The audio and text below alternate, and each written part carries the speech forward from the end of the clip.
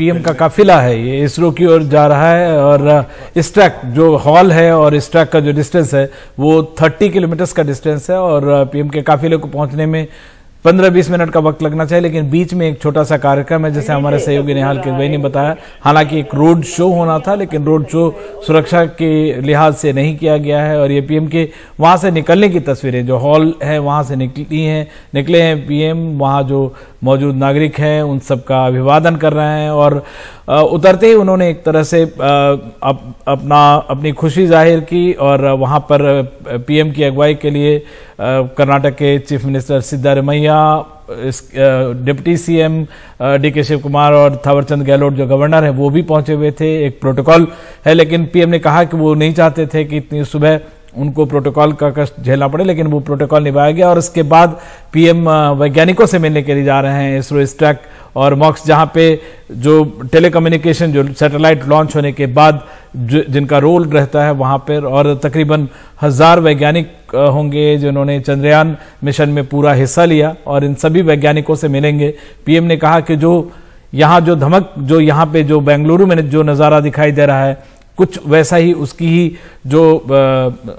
जो खुशी है, उसका जो धमक है और भारत के का जो दबदबा बना है वो जोहान्सबर्ग में भी दिखाई पड़ा और वही जो नज़ारा है ग्रीस की राजधानी एथेंस में भी दिखाई पड़ा और इन दोनों जगहों पर बहुत सारे स्ट्रेटेजिक फैसले लिए गए भारत की ओर से और ब्रिक्स में जैसे कई देशों को शामिल किया गया। भारत की भूमिका उसमें बेहद अहम रही। इसके अलावा ग्रीस जब एथेंस में वहां पे द्विपक्षीय व्यापार पर जोर दिया गया, 40 साल बाद कोई भारतीय प्रधानमंत्री वहां पहुंचा था, तो इन तमाम चंद्रयान की जो चमक है वो चंद्रयान 3 की ये हमेशा झलकती रही, चाहे प्रधानमंत्री कहीं हो, चाहे देश दुनिया में कुछ भी हो रहा हो, चाहे शतरंज की दुनिया में प्रगानन नाम कर रहे हो, तो एक चंद्रयान की जो ग्लोरी है चंद्रयान 3 की, वो उसकी जो चमक है उसकी ग्लोरी वो पूरी दुनिया में एक तरह से फैली हुई है। दुनिया भर के जो टेलीविजन चैनल्स हैं या न्यूज़पेपर्स हैं उनको ये खबरें प्रमुखता से छापनी पड़ी और कि चांद उस जगह भारतीय चंद्रयान 3 पहुंचा जहां पे कोई दूसरा साउथ पोल में आज तक कोई दूसरी लैंडिंग नहीं हो पाई। रशिया का एक जो अभियान है वो फेल रहा था, हमारा चंद्रयान 2 फेल रहा था, लेकिन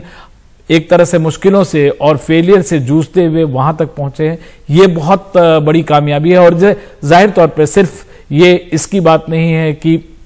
भारत को अहमियत मिल रही है, ये जो आने वाले दिनों में जो स्पेस इकोनॉमी है, मून इकोनॉमी है, उसमें भारत को बहुत तवज्जो मिलेगी और भारत ऑलरेडी बहुत सारे 34 देशों के करीब 430 से ज्यादा सैटेलाइट को लॉन्च कर चुका है और अब हालांकि इस मिशन का लक्ष्य जो है उस साउथ पोल पर वहां पे बहुत सारी जो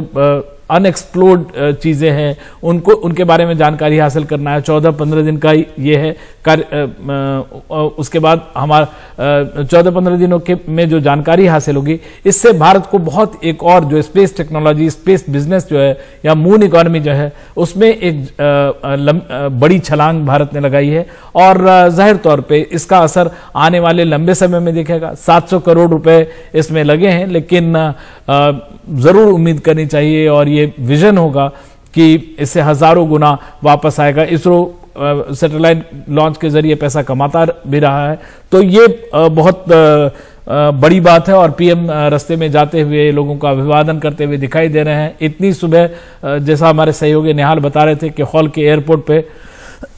सुबह 4 बजे से लोग वहां दर्शक पहुंचे हुए थे और निहाल के पास एक बार फिर से लौटते हैं हमारे सहयोगी निहाल सुबह 4 बजे से वहां पे मौजूद हैं। निहाल, अब क्या माहौल है और क्या कार्यक्रम है, थोड़ा विस्तार से बताएं।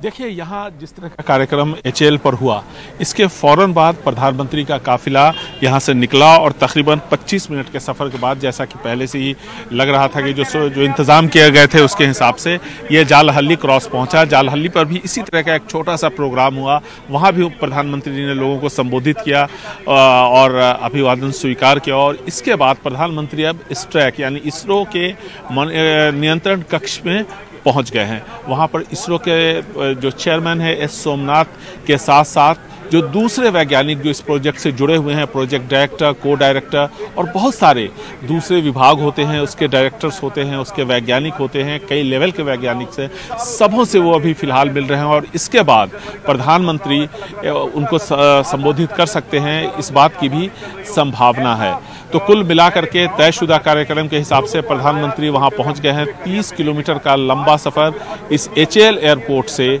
पीनिया तक का, इस ट्रैक सेंटर तक का, जहां पर मॉनिटर सेंटर है, जहां उपग्रहों को मॉनिटर किया जाता है, रॉकेट्स को मॉनिटर किया जाता है, वहां पर प्रधानमंत्री इस वक्त मौजूद है। काफ़ी सुरक्षा की दृष्टि से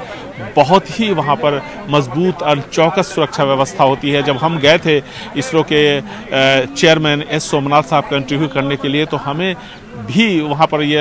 इस बात का एहसास हुआ कि वहाँ की सुरक्षा कितनी चौकस है। अंदर जाने के बाद, पास बनने के बाद भी वहाँ पर कई लेयर पर स्क्रीनिंग होती है। लेकिन इन सब के साथ जो सबसे गर्व का विषय है वो है कि जिस तरह से चंद्रयान ने एक सॉफ्ट लैंडिंग दक्षिण ध्रुव पे किया है, देश का नाम रोशन किया है, देश को उस एलीट क्लब में शामिल कर दिया है जहाँ अमेरिका, रूस, चाइना और दूसरे देश आज तक नहीं पहुँच पाए। भले ही अमेरिका ने शुरुआत 1969 से की हो, लेकिन जितनी भी फाइंडिंग्स अब तक और जो भी कुछ नया हो पाया है, आप कह सकते हैं कि चंद्रयान सीरीज नहीं किया। देखिए चंद्रयान 1 उसने लैंड नहीं किया था चांद की सतह पर, सेंसर्स लगे थे और सेंसर्स के जरिए पानी की खोज कर दी थी। उसके बाद अब देखिए चंद्रयान 3 दक्षिण साउथ पोल पे